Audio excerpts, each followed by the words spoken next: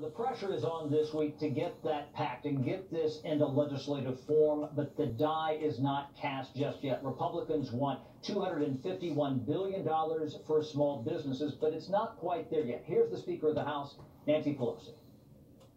Some of these small businesses have other requests in terms of the additional loan program, in addition to the grant program, and that's part of our request as well. And they have to open up in order to thrive. It's one thing to save them the day. It's another thing to have customers at the end of the day. It's a problem for Democrats to hold out for very long. Republicans are painting Democrats as blocking passage of the package for small business. President Trump spoke today with the Senate Majority Leader Mitch McConnell, Treasury Secretary Steve Mnuchin as well. Some of the Democratic demands to like aid to states and food assistance will not be in this next bill, but some Republicans, like Wyoming's John Barrasso, remain skeptical of the talks. Mnuchin and Schumer and Pelosi are working on a deal. Every Republican is going to want to scrutinize that because we know that when Schumer and Pelosi are involved, we know they slowed down the CARES Act because they wanted their wish list included.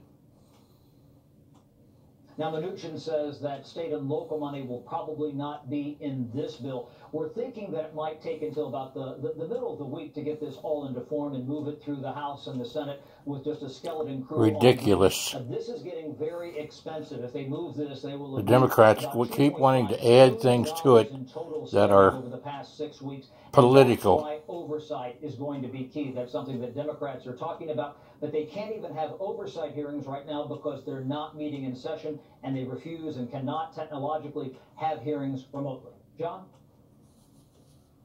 Chad Program from Alexandria. Thanks, Chad.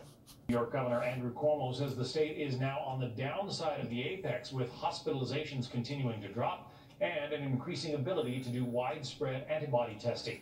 Aisha Husney is live in New York City with an update on the Northeast. Aisha. John, Governor Cuomo says that the state has gotten FDA approval for its antibody testing. That rolls out this week, but the state can only perform about 2,000 tests per day. Here's Governor Cuomo earlier today. That will tell us for the first time what percent of the population actually has had the coronavirus and is now, at least short-term, immune to the virus. This will be the first true snapshot of what we're really dealing with. Here's a look at the top 3 impacted states. Of course, New York still leading the way with more than 17,000 deaths. Now, the governors of New York, New Jersey, Connecticut, Pennsylvania, Delaware, Rhode Island, and Massachusetts all announced their appointees to that newly formed regional council on reopening and restoring the Northeast economy. Those appointees include health experts, economic development experts, and each state's chief of staff. And a familiar name, former United States Secretary of Homeland Security under President Obama, Jay Johnson, also joins that council. The states are trying to combat the pandemic in a uniform way. Now, as the weather warms up, the NYPD is also stepping up enforcement of social distancing rules. Mayor Bill de Blasio asking New Yorkers to report any violators who could face up to $1,000 in fines. First thing we have to do is save lives.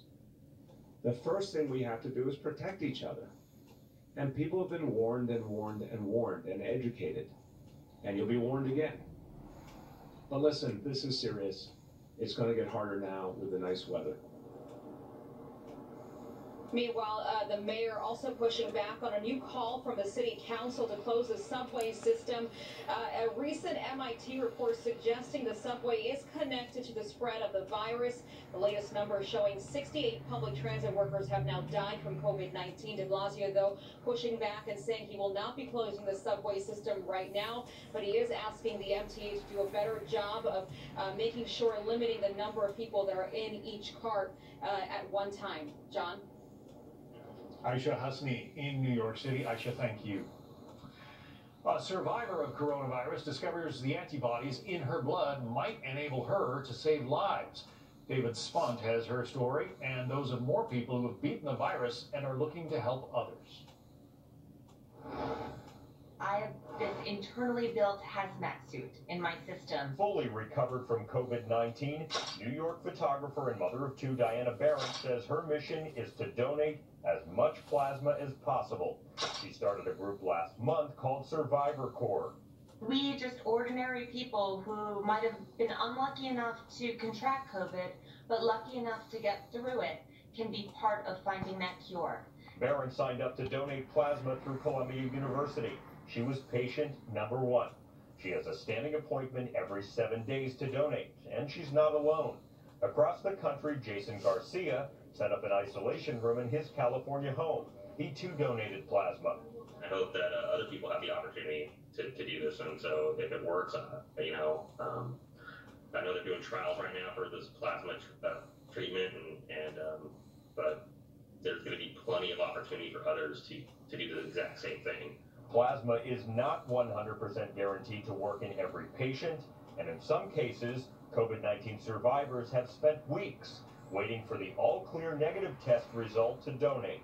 I have these antibodies that are my superpower, and that can help people that are on ventilators and that whose antibodies are strong enough or plentiful enough. Others find they can help by just showing up to work. Healthcare workers, we contract the disease. A lot of them, they go home, they beat it, and they come back and they fight against it by helping out these sick patients. And it's these survivors that ultimately could save lives months before a vaccine is on the market. You're looking at the face of a survivor. I feel completely back to myself, but not only that, I'm better than I was before because I now have the capacity to go out and help save lives. Organizations like the Red Cross are accepting plasma applications. If you've recovered from COVID-19 and want to donate, want to help out, contact your local plasma center. John.